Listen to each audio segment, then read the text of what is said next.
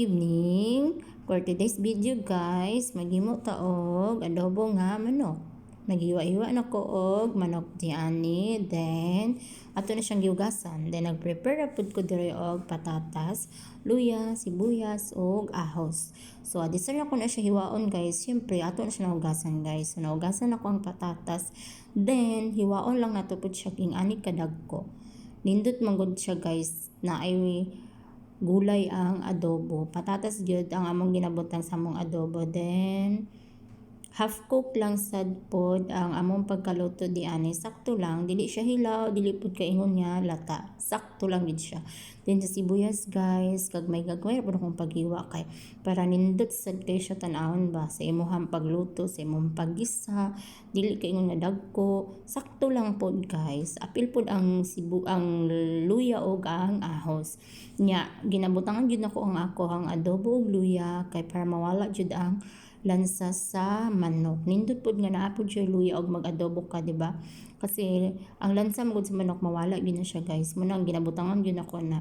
So ayan, nahuman na ta og iwa-iwa sa tong mga sibuyas, ahos ug luya.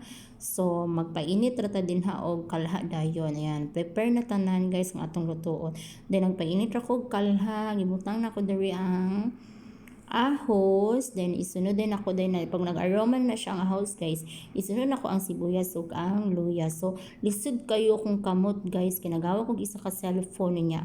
Ang kalha nagtuyog jud in town guys, kapait jud no, basta ikaw mag-video ka, lisod jud kaayo. And then pag nag-aroma na gid siya guys, nagbutang na nako ang manok di ani. And then next na po nato na siya guys is syempre pakuluin natin. Pag kumulo na yun siya, ilagay ko yung patatas. So, diba? Nilagay ko na yung patatas, guys. And then, sunod natin, nilalagyan ko din yun siya ng paminta at saka paminta, magic cubes, then toyo, suka, and then konting sugar. So, guys, ayan na. Nagkulo na siya.